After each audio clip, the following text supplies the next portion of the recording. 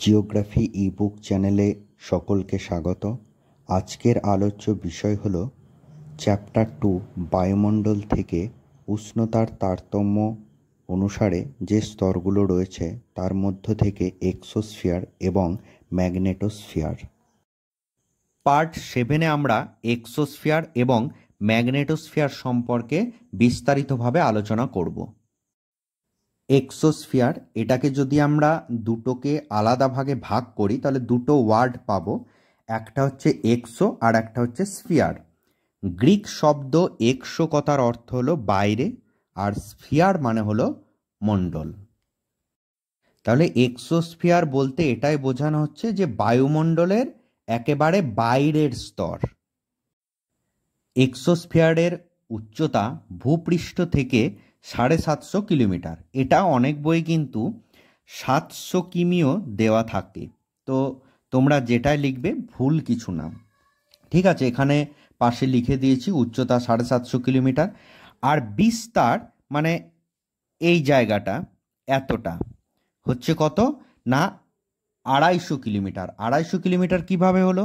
আগেও দেখেছি 750 থেকে 500 বিয়োগ করব, তবে 250 কিলোমিটার আসে, ঠিক আছে। কারণ 500 কি, 500 হচ্ছে এক্সোস্ফিয়ারের সব থেকে শুরুর যে সীমা সেই সীমাটা, আর 750 কিলোমিটার সব থেকে একদম শেষ বা সর্বোচ্চ সীমারেখা। তো আগেই বলেছি যেটা সর্বোচ্চ সীমারেখা সেখান থেকে যেটা শুরু সেই সীমারেখাটা বাদ দিলেই বিস্তারটা পাওয়া যায়, ঠিক আছে। আবার যদি বলা হয় যে থার্মোস্ফিয়ার থেকে এক্সোস্ফিয়ারের বিস্তার কত, তাহলেও কিন্তু 250 কিলোমিটার। তার কারণ থার্মোস্ফিয়ারের একদম শেষ বা সর্বোচ্চ সীমারেখা হলো 500 কিলোমিটার, এরপরে এটা শুরু, তাহলে সেই বিয়োগ করলে 250 কিলোমিটার হয়। তাহলে থার্মোস্ফিয়ার থেকে এক্সোস্ফিয়ারের বিস্তারও যদি প্রশ্নতে বলা হয় তাহলে 250 কিলোমিটার অ্যান্সার হবে। এই স্তরের একটা বৈশিষ্ট্য হলো কি না, যত উচ্চতা বৃদ্ধি পায় তার সাথে সাথে উষ্ণতাও কিন্তু বৃদ্ধি পায়।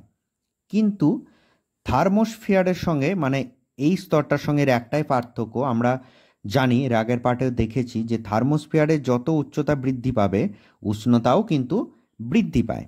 এই দুটোর মধ্যে পার্থক্য একটাই না, থার্মোস্ফিয়ারে তাপমাত্রাটা খুব দ্রুত বৃদ্ধি পায়, অতি দ্রুত। এখানে এর মতো অতটা দ্রুত বৃদ্ধি পায় না, কিন্তু উচ্চতা বাড়লে উষ্ণতাটাও কিন্তু বৃদ্ধি পায়।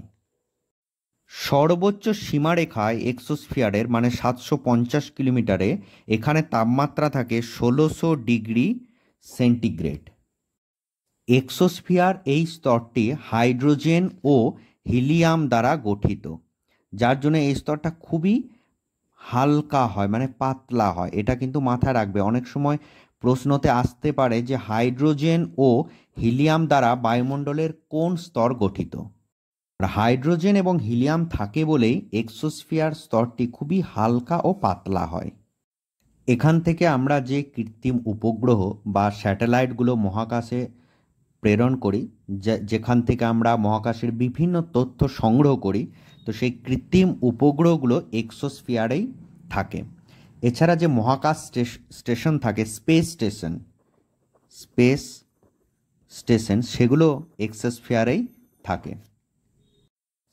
এখানে একটা কথা বলতে ভুলে গিয়েছিলাম যখন তাপমাত্রার কথাটা বলেছিলাম, তো এই 750 কিমি মানে এক্সোস্ফিয়ারের সর্বোচ্চ সীমারেখায় তাপমাত্রা হয় 1600 ডিগ্রি সেন্টিগ্রেড, আর এই স্তরের উষ্ণতা এতটাই বেশি থাকে যার জন্য এক্সোস্ফিয়ারকে উষ্ণতম স্তর বলা হয়, ঠিক আছে। আর আগে আমরা জেনেছি যে সব থেকে বায়ুমণ্ডলের শীতলতম স্তর হলো মেসোস্ফিয়ার, মানে এই স্তরটা।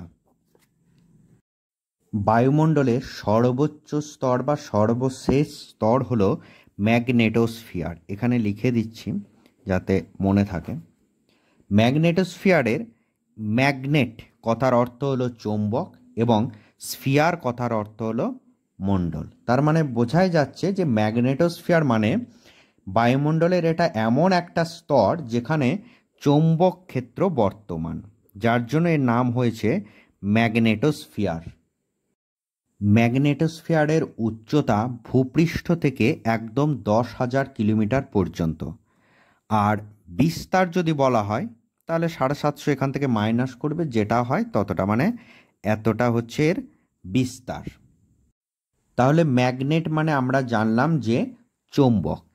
বিভিন্ন গ্যাসের ইলেকট্রন আর প্রোটন দ্বারা গঠিত একটি চৌম্বক ক্ষেত্র কিন্তু বায়ুমণ্ডলকে বেষ্টন করে আছে। কিভাবে বেষ্টন করেছে দেখাচ্ছি। দেখো এখানে কিন্তু আমাদের 6টা স্তর একদম পরপর আছে। তো এটা ভূপৃষ্ঠ, মানে পৃথিবীটা ঠিক এরকম। তো পৃথিবীর গায়ে এই স্তরগুলো আছে, মানে একদম সর্বোচ্চ বা সর্বশেষ স্তর হলো এই ম্যাগনেটোস্ফিয়ার। আর এই স্তর মানে এই চৌম্বক ক্ষেত্রটাই কিন্তু একদম চারিদিকে গোল করে পৃথিবীকে পুরো ঘিরে রেখেছে। তার জন্যই বলছে যে ইলেকট্রন বা প্রোটন দ্বারা গঠিত এই চৌম্বক ক্ষেত্রটা চারিদিকে বেষ্টন করে আছে। আর পৃথিবীর পর থেকেই পরপর কিন্তু স্তরগুলো আছে: troposphere, stratosphere, mesosphere, thermosphere, exosphere এবং শেষ স্তর ম্যাগনেটোস্ফিয়ার। আর এটাই কিন্তু পৃথিবীর ঊর্ধ্বতম স্তর বা শেষ সীমা বলতে পারো, একদম লাস্ট। ঠিক আছে, এখানে আর কিছু নেই। আর এই চৌম্বক ক্ষেত্রটা যেখানে এসে থেমে যায় বা এর শেষ সীমা যেখানে, তার মানে কোন জায়গাটা শেষ সীমা? এই 10,000 কিলোমিটার, ঠিক এই সীমারেখাটাই শেষ। একেই বলা হয় ম্যাগনেটোপজ। কারণ পজ সম্পর্কে আমরা আগেও জেনেছি, পজ কথার অর্থ হলো থেমে যাওয়া, মানে এই জায়গাটায় চৌম্বক ক্ষেত্রটা শেষ হয়ে যায়। এই 10,000 কিলোমিটার এই সীমারেখাটা যেমন ম্যাগনেটোস্ফিয়ার বা চৌম্বক ক্ষেত্রের একদম শেষ সীমা, যেটাকে আমরা ম্যাগনেটোপজ বলছি, এটা কিন্তু বায়ুমণ্ডলের একদম যে স্তরগুলো রয়েছে, 6টা যে স্তর রয়েছে, তারও একদম শেষ সীমা। 3,000 থেকে 16,000 কিলোমিটার উচ্চতায় ম্যাগনেটোস্ফিয়ারে কি হয় না, ইলেকট্রন আর প্রোটনগুলো বলয় আকারে অবস্থান করে, মানে এরকমভাবে বলয় আকারে অবস্থান করে। তো বলয় আকারে অবস্থান করায় দুটি ঘন বলয়যুক্ত ম্যাগনেটোপজকে ভ্যান অ্যালেন বিকিরণ বলয় বলা হয়। তাহলে এখানে কিন্তু দুটো বলয়কে যুক্ত হতে হবে, দুটো বলয়যুক্ত ম্যাগনেটোপজকে বলবো, মানে ম্যাগনেটোপজ বলতে একদম শেষ সীমা। তাহলে এখানে এরকম একটা ম্যাগনেটোপজ, আবার এই পাশে একটা ম্যাগনেটোপজ, দুটো বলয়যুক্ত ম্যাগনেটোপজকে ভ্যান অ্যালেন বিকিরণ বলয় বলা হয়। অ্যাকচুয়ালি জেমস ভ্যান অ্যালেন এই বিজ্ঞানীটি এটা আবিষ্কার করেছিলেন বলেই ওনার নাম অনুসরণ করে এই ভ্যান অ্যালেন বিকিরণ বলয় নামকরণ করা হয়। বলয় বলতে আরও ভালো বোঝা যাবে, শনি গ্রহের যেরকম বলয় হয়, শনির চারিদিকে একদম গোল বলয় দেখা যায় রিংয়ের মতো, সেটাকে বলয় বলে। এখানেও কিন্তু এরকম সেম গোল বলয় আকারে অবস্থান করে কোনগুলো না, ইলেকট্রন এবং প্রোটনগুলো। ম্যাগনেটোস্ফিয়ারের আর একটা গুরুত্বপূর্ণ বৈশিষ্ট্য হলো সৌরঝড় এই স্তরে এসে বাধাপ্রাপ্ত হয়। তো এক্সোস্ফিয়ার এবং ম্যাগনেটোস্ফিয়ার সম্পর্কে আজকে আমরা আলোচনা করলাম। তার মানে উষ্ণতার তারতম্য অনুসারে বায়ুমণ্ডলের যে স্তরগুলো রয়েছে 6টা, সেই প্রত্যেকটা স্তর সম্পর্কে আমাদের সম্পূর্ণভাবে আলোচনা হয়েছে। যদি এখান থেকে কিছু অসুবিধা হয় তাহলে অবশ্যই জানাবে।